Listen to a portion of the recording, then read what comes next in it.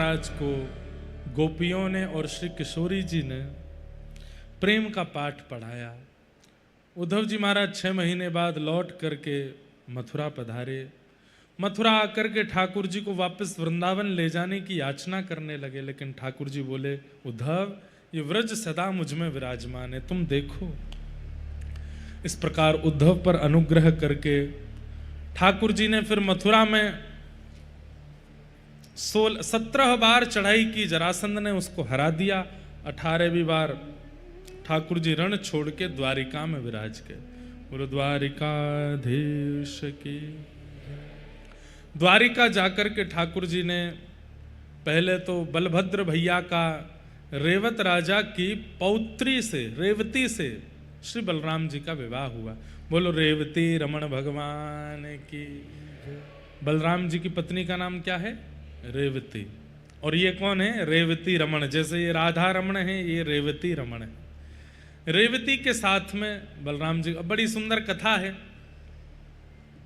कि रेवती जो थी, बलराम जी जब धराधाम पर थे, आपकी हाइट कितनी थी पता है? श्री बलराम जी थे 15 फीट के, और रेवती इनकी पत्नी की हाइट थी 50 फीट की। क्यों? बोले सतयुग में लोगों की हाइट होती है 50 फीट, त्रेता में हाइट आधी हो जाती है 25 फीट, उससे आधी हो जाती है 12.5 फीट द्वापर में, और कलयुग में बिल्कुल ही आधी हो जाती है 6-6.5 फीट। घोर कलयुग में और कम हो जाएगी 3 फीट। और घनघोर कलिकाल में तो बताते हैं कि तुलसी आदि जैसे छोटे छोटे पौधों के नीचे ही हम लोग छाया लिया करें, इतने छोटे से रह जाएंगे। कहीं तो ऐसा भी लिखा है 10-11 साल की उम्र में तो बच्चे दादी दादा बन जाएंगे। इतनी कम उम्र हमारी आयु, बड़ा खतरनाक कलयुग आने वाला है।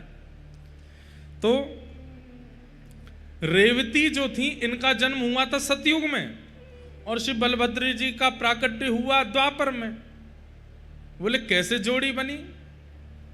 बोले रेवती जो हैं, इनके दादाजी राजा रेवत, वो इतना प्रेम करते थे अपनी रेवती पौत्री से, बेटा की बेटी से। उन्होंने कहा कि अपनी पौत्री के लिए मैं सामान्य वर को नहीं ढूंढूंगा, ब्रह्मा जी से पूछ के आऊंगा कि मेरी बेटी के लिए सुयोग वर कौन है, उसी से ब्याह करूंगा।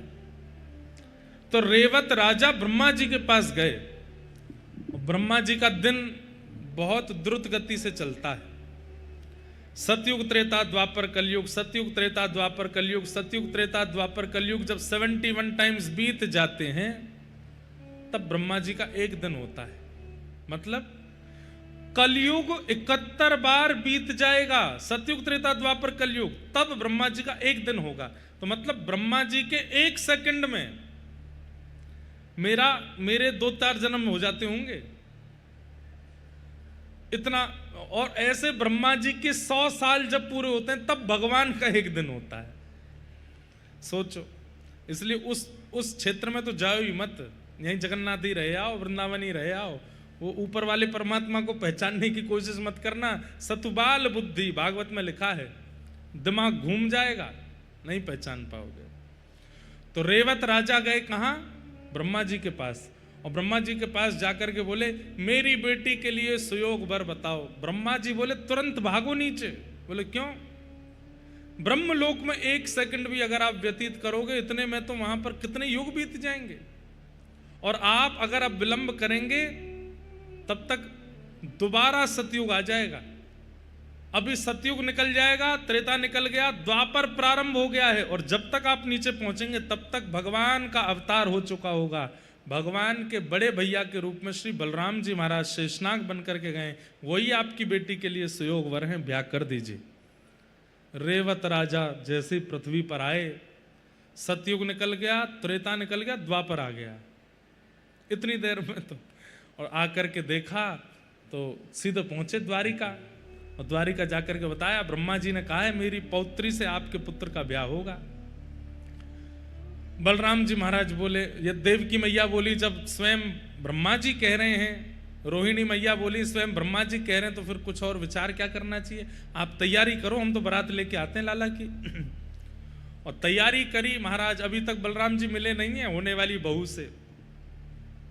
जैसे ही घोड़ा पे बैठ करके पहुंचे, सब लंबे ही लंबे थे वहां पे। बलराम जी बोले सतयुग के हैं, हमारे सास ससुर सब लोग इसलिए बड़े लंबे हैं। छोटे से बलराम जी डोल रहे हैं वहां पे। मंडप में जैसे ही पहुंचे और जैसे ही गृहिणी आई, बलराम जी ने देखा कहाँ है, और ये भी इतनी ऊंची है, 50 फुट की है रेवती, और 12, 12.5, 15 फुट के हैं बलराम जी। तो कहते हैं श्री बलराम जी महाराज ने हल लेकर के मूसल थोड़ा सा सिर पे ऐसे स्पर्श कराया तो रेवती रानी भी छोटी हो गई, बलराम जी से 1 इंच छोटी रह गई। ठाकुर बोले अब ब्याह करूंगा। तब उनका ब्याह हुआ। ऐसे विनोद में कथा सुनाते हैं। लेकिन एक बहुत प्रमाणित बात,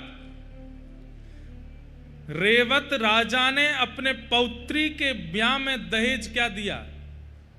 बोले मेरी कन्या, मेरी पुत्री, मेरी पौत्री जिस नगर में निवास करेगी वो पूरा नगर स्वर्ण का होगा, और पूरी द्वारिका को स्वर्ण मंडित बलराम जी के दादा ससुर जी ने करवाया, और पूरी द्वारिका स्वर्ग की नगरी कहलाने लगी। क्यों?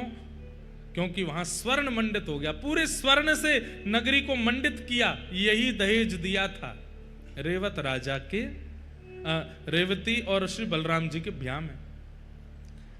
बोलो श्री बलभद्र भगवान की। इन्हीं की कृपा से ही द्वारिका स्वर्ण की है। ऐसे रेवत राजा के साथ में, रेवती के साथ में श्री बलराम जी का ब्याह हुआ।